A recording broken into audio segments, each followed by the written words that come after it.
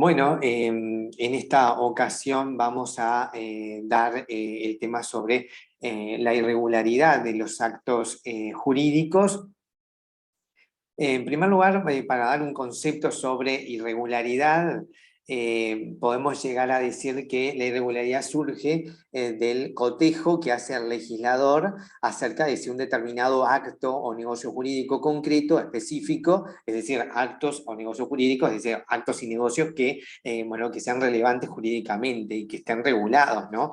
Se ajusta o no al modelo creado de antemano por el régimen legal. Es decir, si yo desarrollo una conducta, si esa conducta es legítima o no, es conforme o no a derecho. Entonces ahí es cuando se analiza la regularidad o irregularidad de un acto o de un negocio, ¿no? Supónganse que se celebra un negocio cuyo objeto es ilícito. ¿Por qué? Porque, bueno, el objeto de ese negocio es el tráfico de personas. Evidentemente hay una irregularidad, bueno, evidente en ese negocio concreto que pretendo llevar a cabo, el contrabando, ¿no? Todas aquellas conductas que son ilícitas y legítimas, bueno, ahí vamos a analizar el tema de la irregularidad, ¿no? Haciendo esa comparación entre lo fáctico y lo jurídico.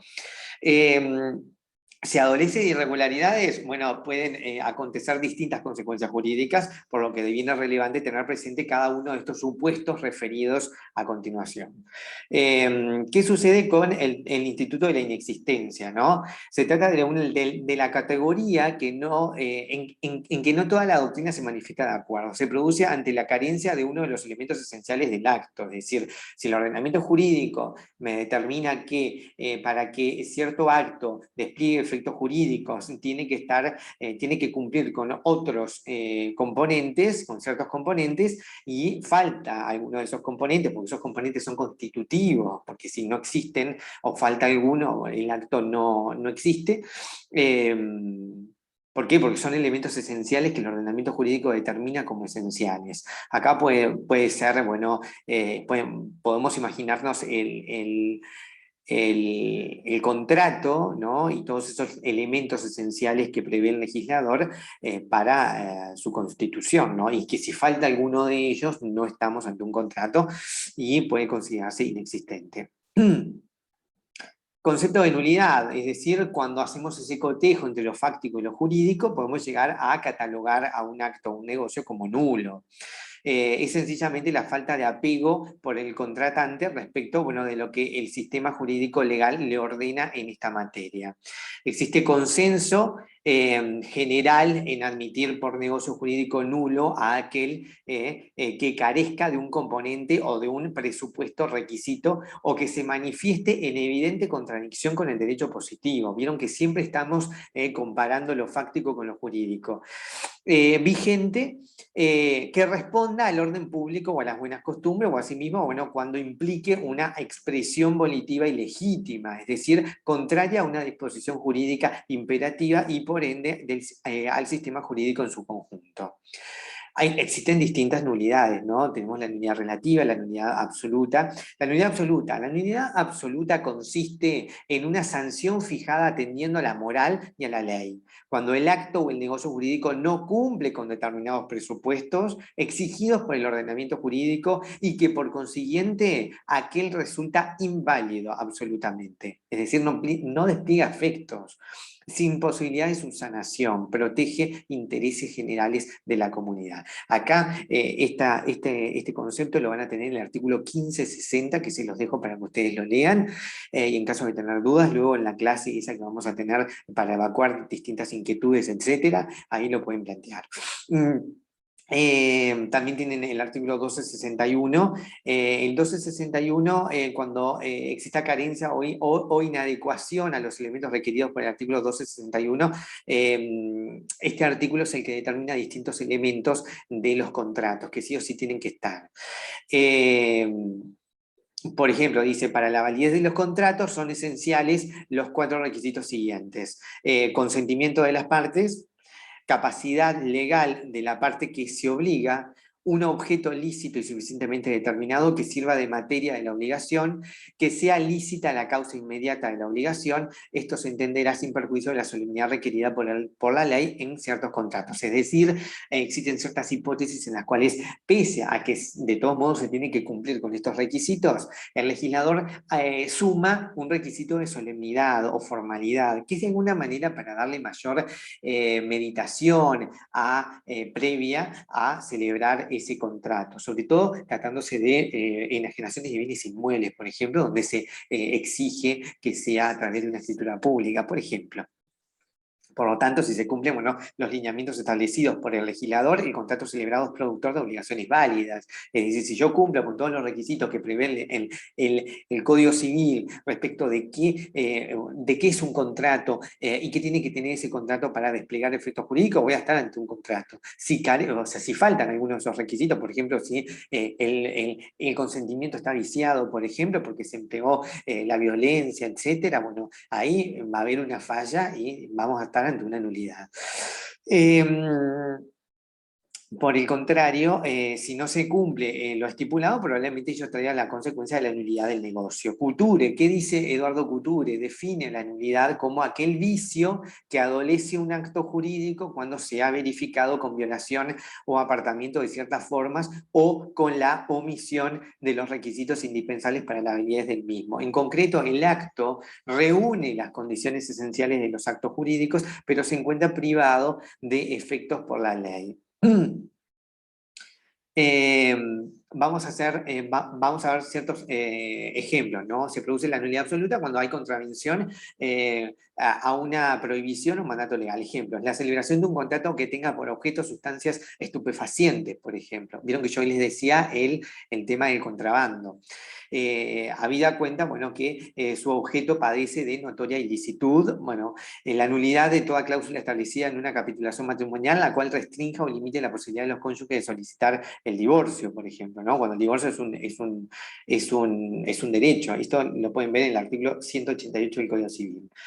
Nulidad relativa. Obviamente la nulidad relativa es aquella que es subsanable. Consiste en una sanción impuesta por el ordenamiento jurídico respecto de la consumación de un acto o de un negocio jurídico, el cual adolece de cierta falta u omisión de exigencias legales, pero que no obstante aquellas pueden ser subsanadas con posterioridad, logrando que tal supuesto fáctico adquiera plena validez. Es decir, no se cumple con ciertos requisitos, cierta formalidad, pero bueno, cumpliéndose ya ese negocio queda completo y va a desplegar los efectos jurídicos pertinentes.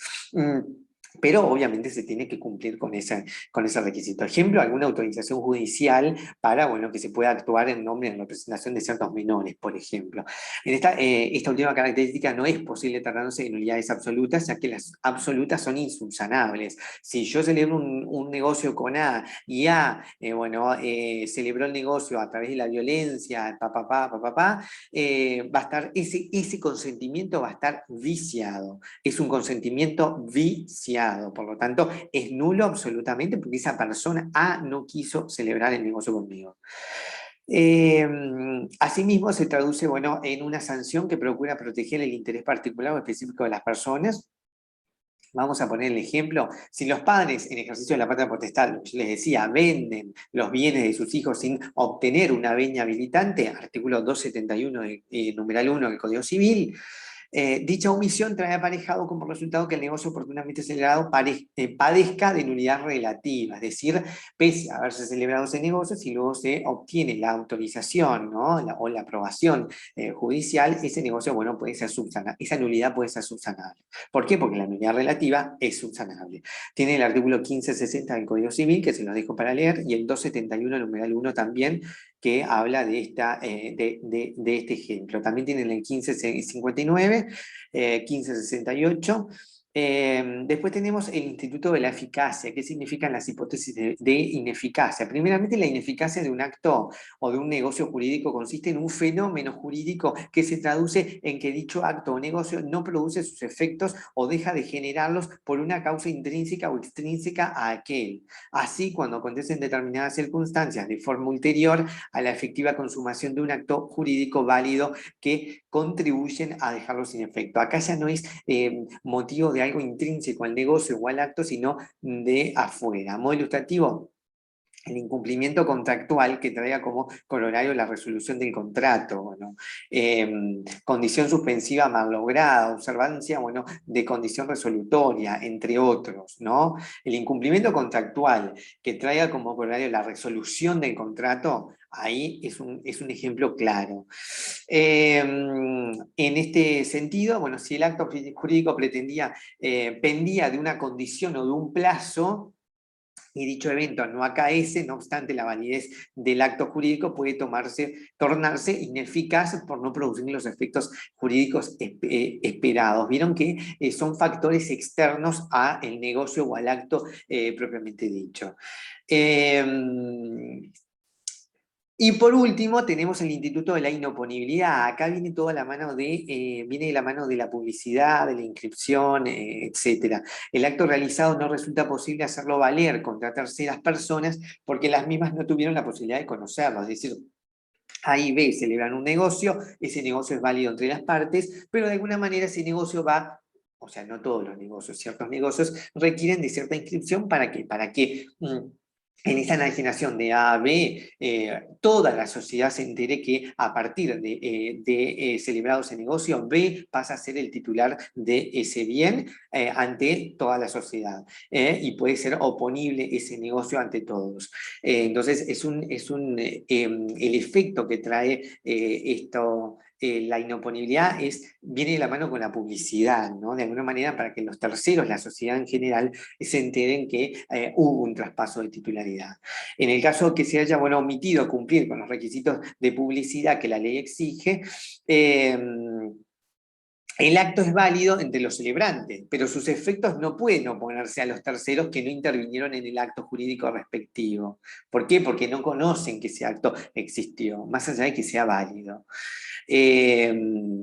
Ciertos actos o negocios jurídicos requieren ser publicados en determinados registros oficiales con la finalidad de atribuirles publicidad, es decir, con el propósito de difundirlos, de darlos a conocer, de hacerlos notoriamente visibles o al menos disponibles para la sociedad en su conjunto, lo cual significa que cualquier interesado en acceder a dicha información dispone de la facultad y la respectiva información se encuentra a su alcance. Y bueno, y ahí tienen alguna referencia a la publicidad registral y a la inoponibilidad u oponibilidad que implica.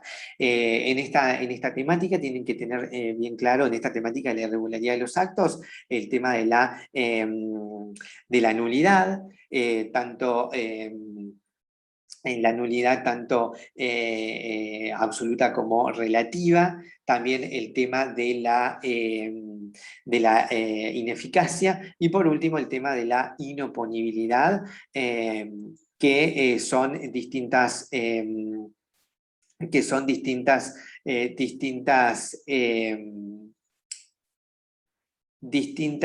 institutos, digamos, a tener en cuenta en materia de